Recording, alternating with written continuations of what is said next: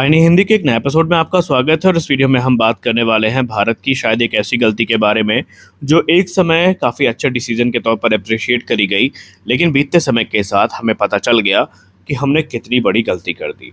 और ये है SU-30K से संबंधित। आइए जानते हैं पूरा मामला क्या है। क्या आपको पता है, भारत के पास एक समय ऐसा मौका था जो हमारी इंडिजिनस इंजन टेक्नोलॉजी को सालों आगे लेके जा सकता था, लेकिन एक फैसला 2007 में लिया गया। उस समय के हिसाब से ये एक प्रैक्टिकल डिसीजन था, लेकिन शायद आज ये एक स्ट्रेटजिक मिस्टेक बन चुका है। ये कहानी है भारतीय वायुसेना के SU-30K फाइटर जेट की और उस खोए हुए टेस्ट बेड की, जिसकी कमी आज भी भारत महसूस कर रहा है और अनफॉर्चुनेटली अभी तक हमारे पास उसका जवाब नहीं है।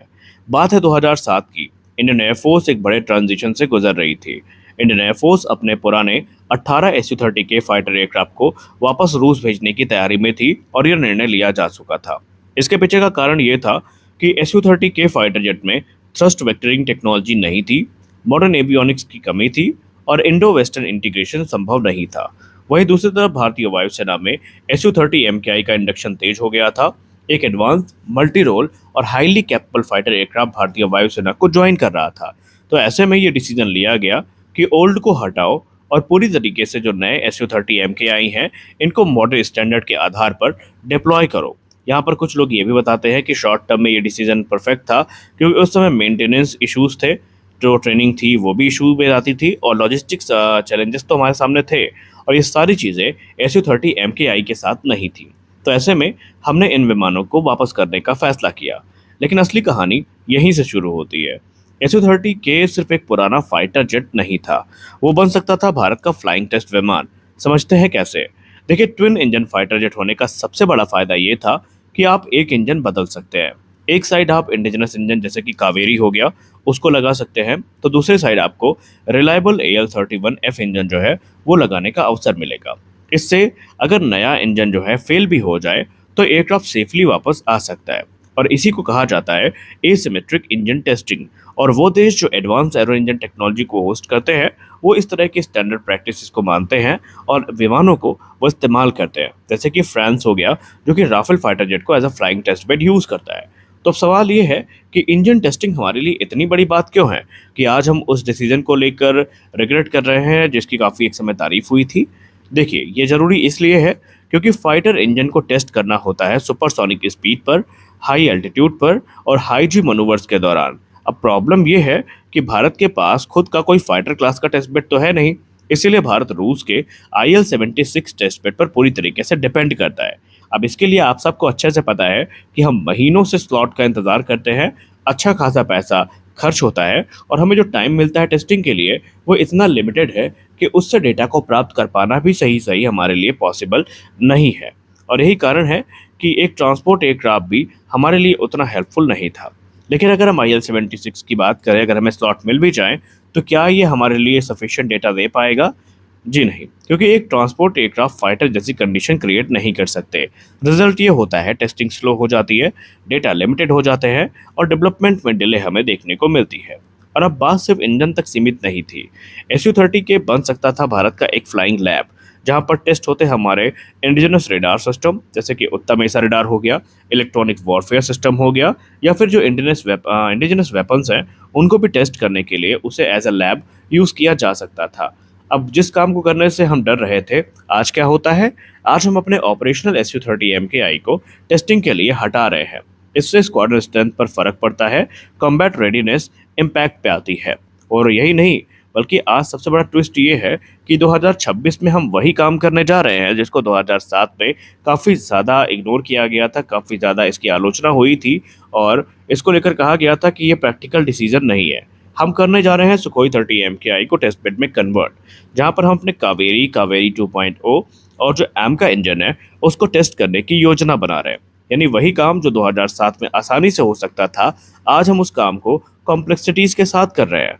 अब हम उसे हाई वैल्यू कॉम्बैट एयरक्राफ्ट को टेस्ट लैब में कन्वर्ट करेंगे, कॉस्ट ज़्यादा होगी और यहाँ पर हमारी जो स्क्वाड्रन स्ट्रेंथ है उस पर तो फ़र्क आएगा ही आएगा। और वो SU-30K फाइटर एयरक्राफ्ट जिनको हमने लगभग बेकार समझ के ही वापस कर दिया था, आज वो हो क्या रहा है? 12 एयरक्राफ्ट अंगोला को दे दिए गए और 6 एयरक्राफ्ट इथोपिया की तरफ से ऑपरेट किए जाते हैं। यानी जो एयरक्राफ्ट भारत के फ्यूचर इंजन को उड़ान दे सकते थे, आज वो दूसरे देशों की सेवा कर रहे हैं। और यही कहीं न कहीं हमारे लिए काफ़ी ज़्यादा निराशाजनक बात है। तो क्या 2007 का डिसीज़न गलत था?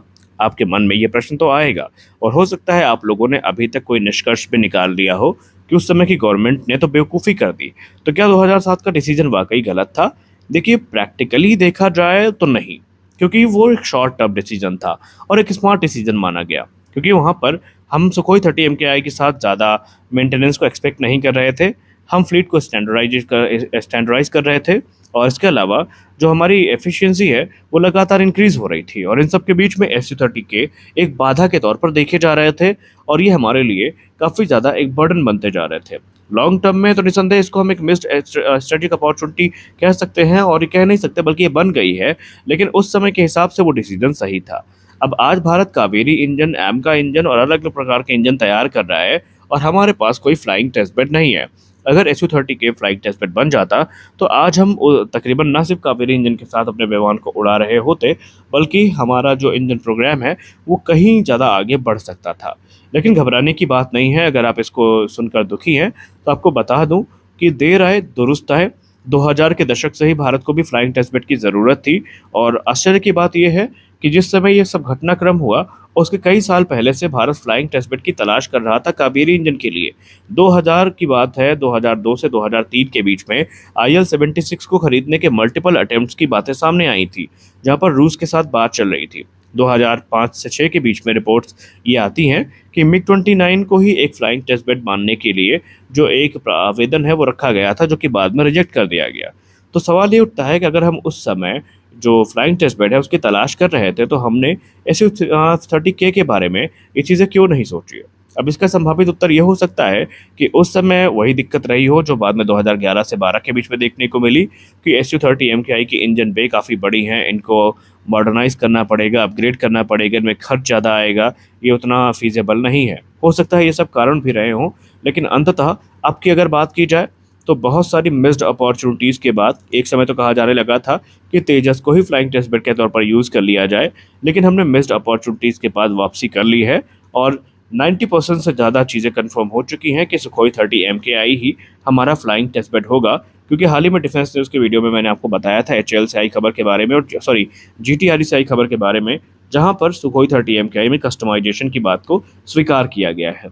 तो चलिए, एक गलती हमने 2007 में की थी, जिसका खामियाजा हमने भुगता, लेकिन अब उसी गलती को सुधारने का प्रयास किया जा रहा है और वो दिन दूर नहीं होगा जब भारत के पास खुद के हमारे जो उन्नत फ्लाइंग टेस्ट बेड विमान हैं वो होंगे और हमें किसी के ऊपर ओवर डिपेंडेंसी नहीं रखनी पड़ेगी। तो इस वीडियो में बस इतना ही। मिलते हैं अगले वीडियो में कुछ और अपडेट्स के साथ। तब तक के लिए जय हिंद।